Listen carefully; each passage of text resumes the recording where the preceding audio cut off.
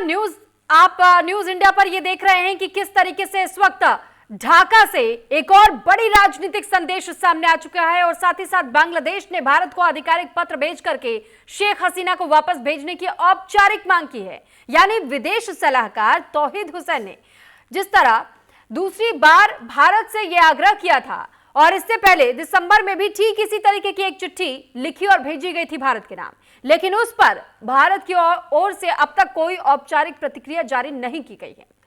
और 17 नवंबर को बांग्लादेश के इंटरनेशनल क्राइम ट्रिब्यूनल ने शेख हसीना को पिछले साल जुलाई में हुए कथित विद्रोह के दौरान मानवता के खिलाफ अपराधों का दोषी ठहरा दिया। फैसला ऐतिहासिक भी है और विवादित भी, क्योंकि इसमें मौत की सजा का प्रावधान किया गया है, जिससे कि देश में राजनीतिक तनाव और गहरा चुका है। ढाका की मांग सिर्फ शेख हसीना तक सीमित नहीं है। सरकार ने पूर्व गृह मंत्री असादुज्जमान खान कमाल के प्रत्यर्पण की भी अब बात कह दी है। दोनों फिलहाल भारत में ही मौजूद बताए जा रहे हैं। बांग्लादेश विदेश मंत्रालय ने सख्त लहजे में कहा है कि किसी भी देश की ओर से सजायाफ्ता लोगों को शरण देना अनफ्रेंडली व्यवहार माना जाएगा। ढाका का यह दावा है कि ऐसा किया जाना अदालत के फैसले का अपमान होगा। भारत ने अब तक इन मांगों पर औपचारिक टिप्पणी नहीं की है, लेकिन क्षेत्रीय कूटनीति के लिहाज से यह मामला बेहद संवेदनशील बनता जा रहा है, क्योंकि इसमें न्यायिक फैसले, राजनीतिक शरण और पड़ोसी रिश्ते भी हैं। अब तीनों एक साथ जुड़े हुए हैं। फिलहाल ढाका का अगला कदम क्या होगा और भारत की प्रतिक्रिया किस दिशा में जाती है, इस पर पूरे दक्षिण एशिया की नजरें टिकी हुई।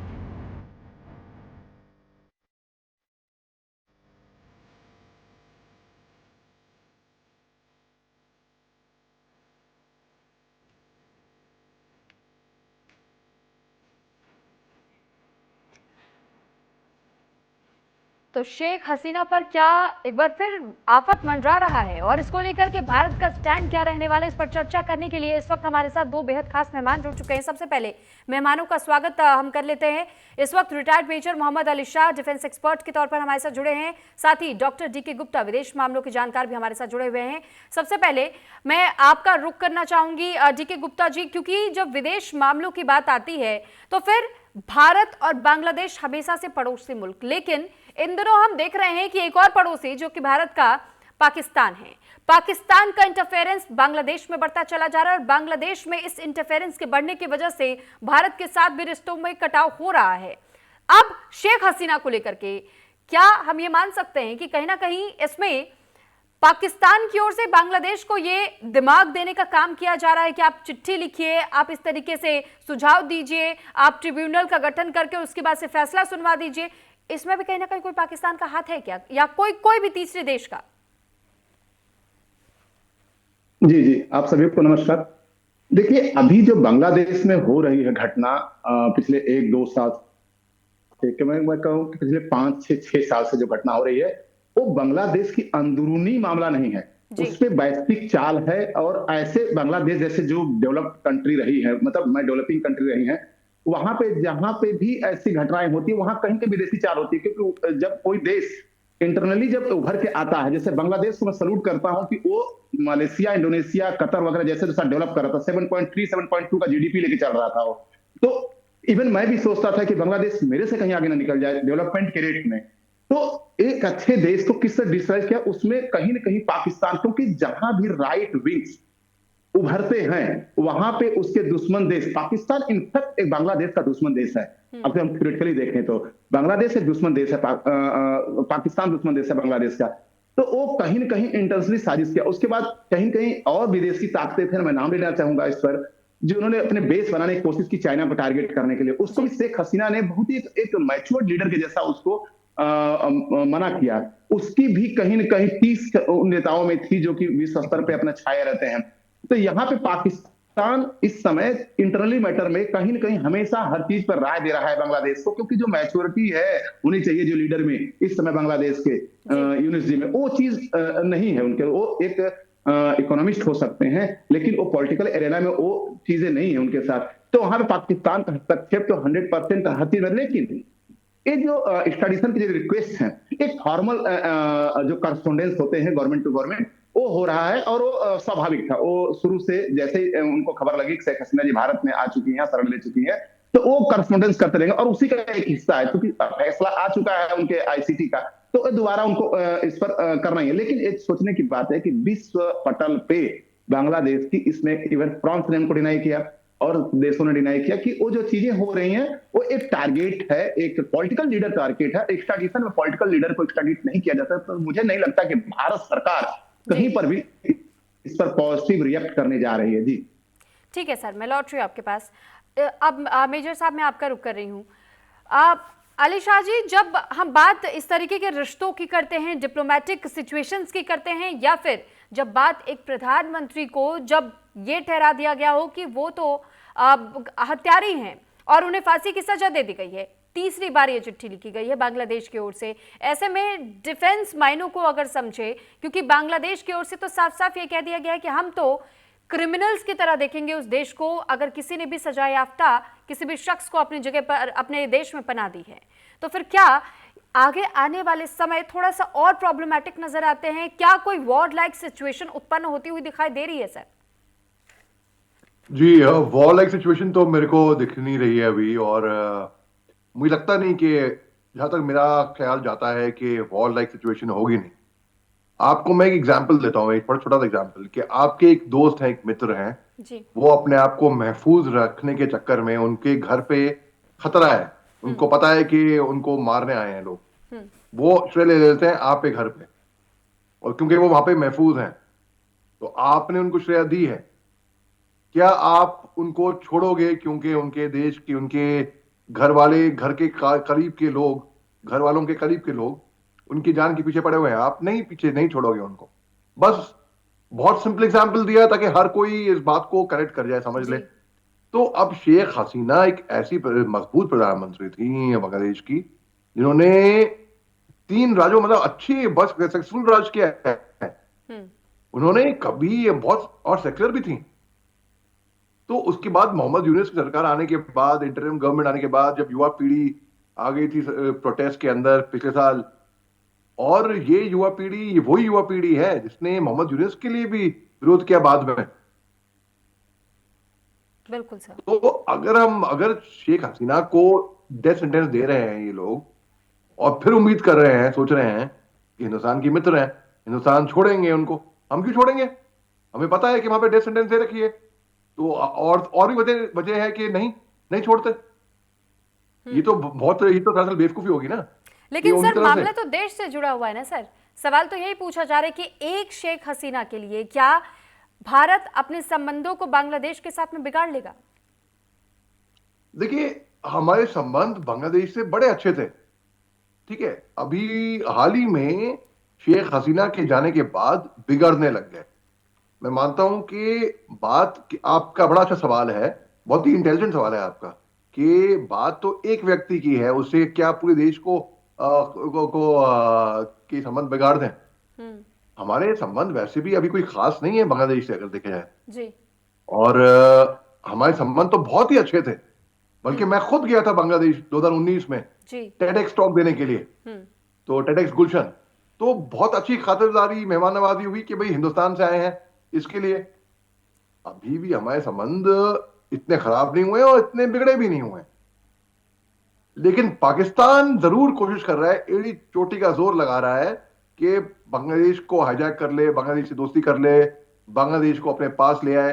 अगर बांग्लादेश, जैसे आप कह रही हैं, बिल्कुल सही बात है, अब हमें भी सोचना चाहिए कि भाई एक शेख हसीना की वजह से हम अपने संबंध बिगाड़ दें। उतनी ही चिंता बांग्लादेश को भी होगी कि एक पाकिस्तान की वजह से, जो कि विलन है, जो कि बदमाश है, जो कि रोग नेशन है, उसकी वजह से हम अपने संबंध हिंदुस्तान से बिगाड़ दें क्या? जैसे हमें फिक्र है ना संबंध की। एक कोट मैंने बहुत जरूर पढ़ा था कि आप ये मत सोचिए दूसरा आपके बारे में क्या सोच रहा है, आप ये देखिए कि क्योंकि दूसरे को भी फिक्र है, आप उसके बारे में क्या सोच रहे हो। जैसे हमें फिक्र है अपने संबंध की बांग्लादेश के साथ, वैसे ही बांग्लादेश को भी फिक्र होगी उनके संबंध हिंदुस्तान के साथ। और केवल पाकिस्तान की वजह से अगर वो हमारे संबंध बिगाड़ देता है तो ये बांग्लादेश की ही बेवकूफी होगी। तो इसमें, और मुझे लगता नहीं कि, जैसे कि मैं प्रीवियस पैनलिस्ट ने कहा, कि हिंदुस्तान इसमें पॉजिटिवली रिएक्ट करेगा इसके अंदर। जी ठीक है सर, लौट रही हूँ।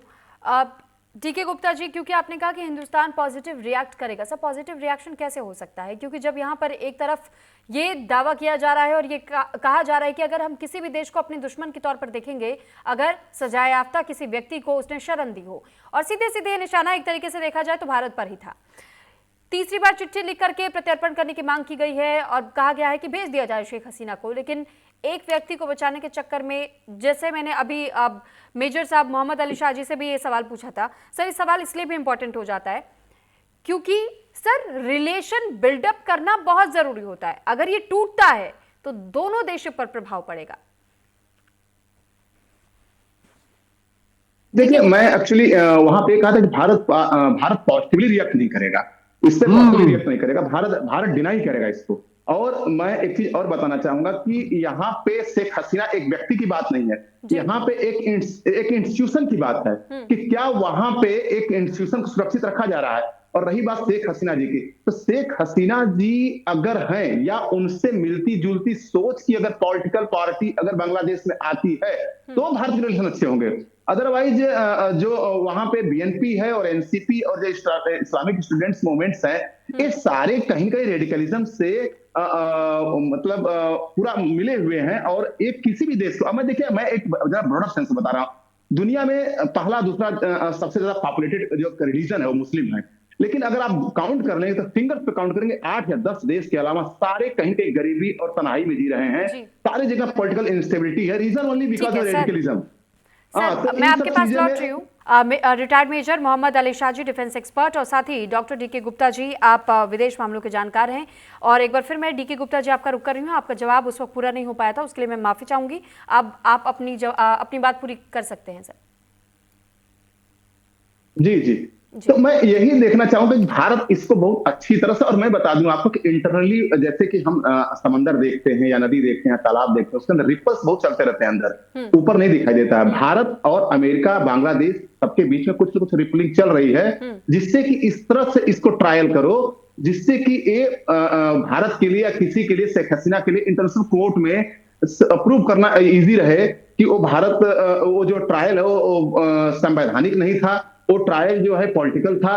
मुझे लग रहा है ऐसा कि ऐसी चीजें खिचड़ी पक रही है अंदर, क्योंकि देखिए इस ट्रायल में क्या हुआ, अगस्त में ट्रायल शुरू हुआ और अक्टूबर में फांसी की सजा दे दी जाती है किसी व्यक्ति को। किसी दुनिया में ऐसे बहुत सारे जो आताताई देश हैं, उसके अलावा और जगह पे जहां पे संविधान है वहां पे सालों लग जाते हैं किसी को मौत की सजा देने में। तो 2 महीने के अंदर पहले इनके वकील को इनसे कभी नहीं मिलने दिया ना बात करने दिया गया। तो वकील ने खुद कोर्ट में कहा है कि मुझको शेख हसीना से न बात करने दिया गया, ना उनसे मेरे से कोई गुफ्तगू हुई। तो ये भी एक पॉइंट है जो आईसीटी में, जो इंटरनेशनल कोर्ट में जो है फ्लॉप हो सकता है बांग्लादेश के लिए। तीसरा, वकील ने खुद कोर्ट में ये बोला है कि मुझे जो है क्रिमिनल इंटरनेशनल क्राइम्स का कोई अनुभव नहीं है और मुझे जबरदस्ती जो है एक वकील बना दिया गया है, जबकि मुझे इसका कोई अनुभव नहीं है, वो भी ऑन रिकॉर्ड है। उसके साथ साथ जो जजेस थे उनको कम से कम 2 साल का इंटरनेशनल कोर्ट का अनुभव होना चाहिए था, लेकिन इनको जब वहां के स्टूडेंट्स मूवमेंट ने इन जजों को जब हटाया सुप्रीम कोर्ट से वहां पे, तो उन जजों को जब जबरदस्ती भगाया गया तो कुछ जजों को जल्दी जल्दी नियुक्त कर दिया गया। उसमें से 3 जज थे, इनको जस्ट हाई कोर्ट से लेके चला आया गया है। तो 2 साल उनको ठीक है गुप्ता सर, इसमें मैं एक सवाल सर पूछना आपसे ये चाहूंगी कि आप जब इस तरीके की बातें कहते हैं कि अचानक से जजों का परिवर्तन हो जाता है, उन्हें चेंज कर दिया जाता है, किसी एक ऐसे एडवोकेट को चुन लिया जाता है जिसका एक्सपीरियंस भी नहीं क्रिमिनल केसेस लड़ने का, सर सवाल ये कि शेख हसीना का भी जो एक ओपन लेटर सामने आया था, उन्होंने भी ये कहा था कि मेरी बात तो सुनी नहीं गई, एक तरफा डिसीजन था, ये एक तरफा फैसला पूरी तरीके से आपने निर्धारित कर लिया कि कौन गुनहगार है कौन हत्यारा है, आपने फैसला सुना दिया, बस खत्म। तो फिर ये सजा कैसे हो सकती है जब आप अगर यूनाइटेड नेशंस का दरवाजा भी खटखटाते हैं, वहां पर भी ये मामले लेकर के जाएंगे तो आप ही घिरेंगे। और इसको लेकर मैं आपसे ये जानना समझना चाहूंगी कि सर क्या ये पॉसिबल है कि जो आने वाले चुनाव हैं उन चुनावों के लिहाज से कहीं ना कहीं मोहम्मद यूनुस पहले से डर चुके, जिस वजह से ये फैसला बहुत जल्दबाजी में लिया गया है? सर मोहम्मद यूनुस 2 तरफ से अपनी नैया खेल रहे हैं।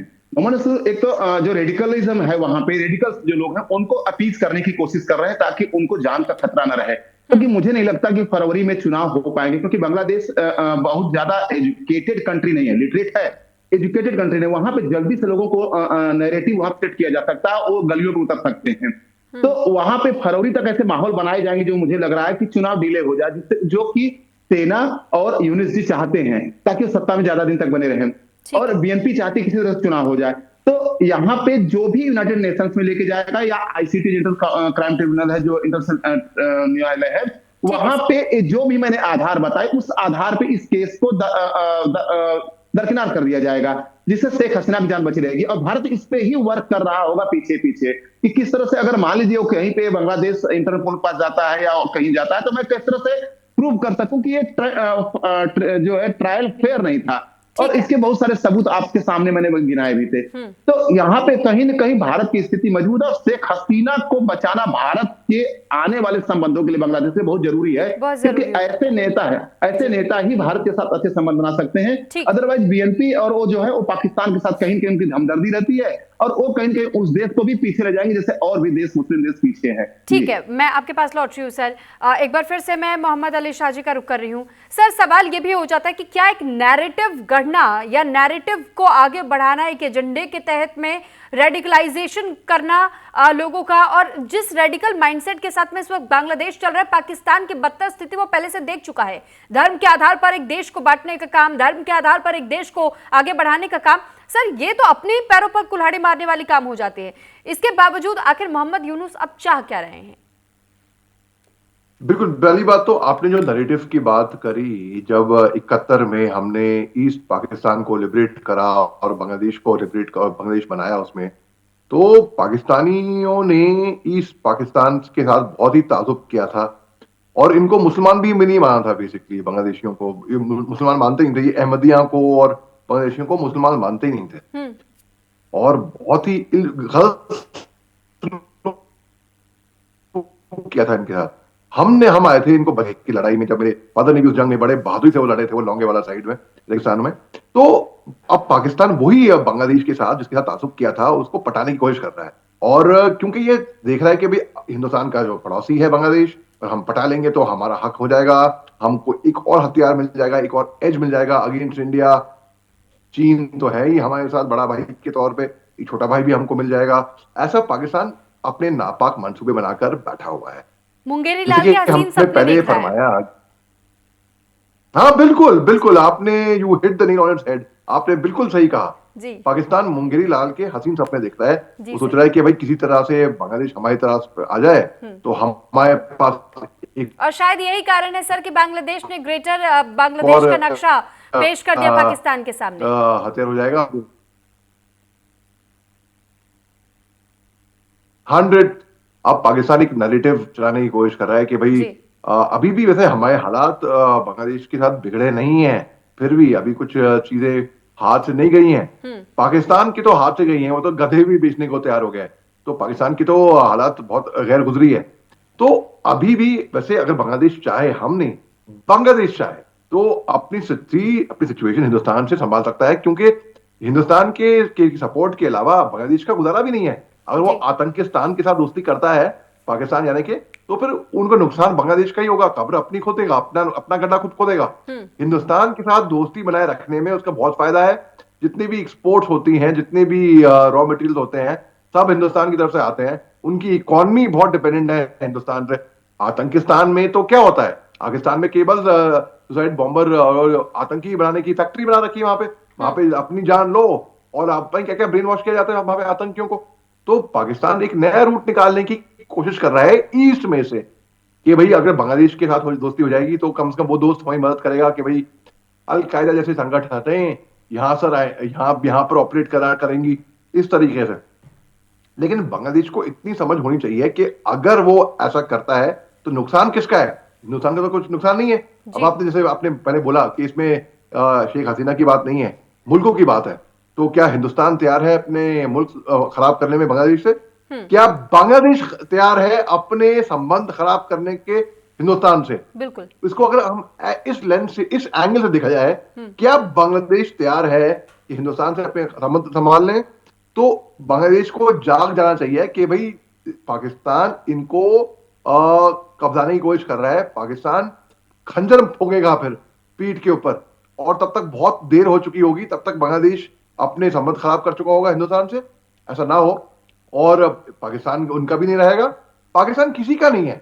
और अगर लोग सोचते हैं कि चीन और पाकिस्तान की खूब दोस्ती है, कोई दोस्ती नहीं है, दिली दोस्ती नहीं है इनकी। इनकी मतलब की दोस्ती है, CPEC. China Pakistan economic corridor जब तक मतलब रहेगा, ठीक है चीन सर। का हाथ बना रहेगा पाकिस्तान के ऊपर। जी ठीक है, आप दोनों का बहुत धन्यवाद सर हमारे साथ जुड़ने के लिए और अपनी अपनी बात को रखने के लिए। Retired major Mohammad Ali Shah defence expert हमारे साथ जुड़े और साथ ही डॉक्टर डी.के. गुप्ता विदेश मामलों के जानकार हमारे साथ जुड़े और उन्होंने भी ये बताया कि किस तरीके से इस वक्त शेख हसीना को लेकर के इस वक्त भारत का रुख इतना नरम क्यों बना हुआ है, क्योंकि रिश्तों को संभालना बहुत ज्यादा जरूरी हो जाता है और आगे फ्यूचर अप्रोच को देखते हुए भी भारत कहीं ना कहीं ये कदम उठा रहा है। आप दोनों का एक बार फिर बहुत धन्यवाद और इसी के साथ यहाँ रुक रहे एक छोटे से ब्रेक के लिए।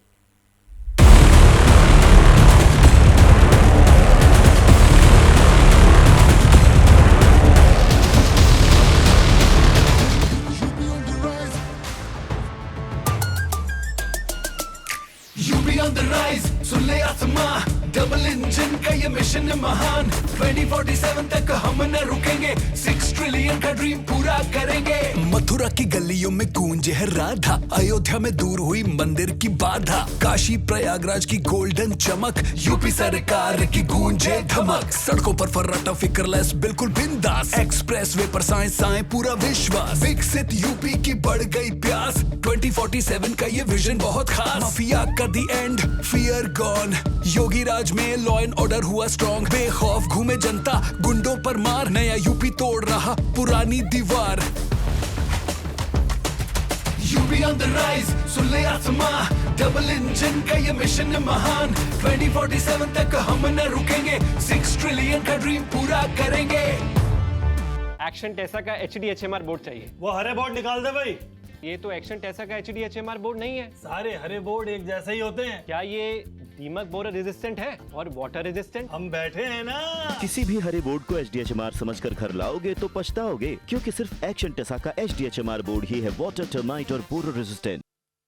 धरती आबा भगवान बिरसा मुंडा की 150वीं जयंती और झारखंड राज्य के 25 वर्ष पूरे होने के उपलक्ष्य में 15 से 16 नवंबर 2025 को राज्य भर में भव्य 2 दिवसीय महोत्सव मनाया गया, जिससे पूरे राज्य में उत्सव सा माहौल रहा।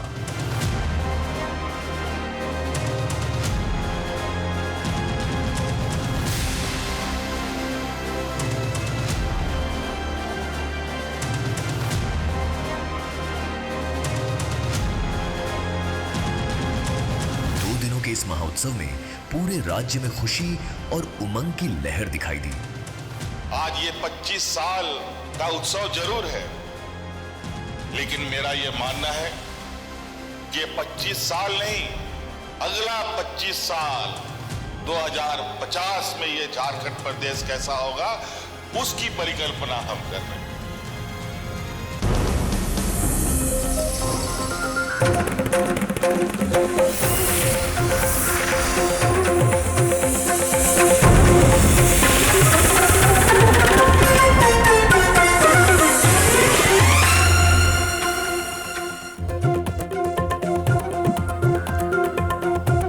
आज दक्षिण अफ्रीका के दौरे से भारत लौटे पीएम मोदी। बीती रात पीएम मोदी जोहान्सबर्ग से दिल्ली रवाना। आखिरी दिन इटली, जापान की पीएम से मिली मोदी।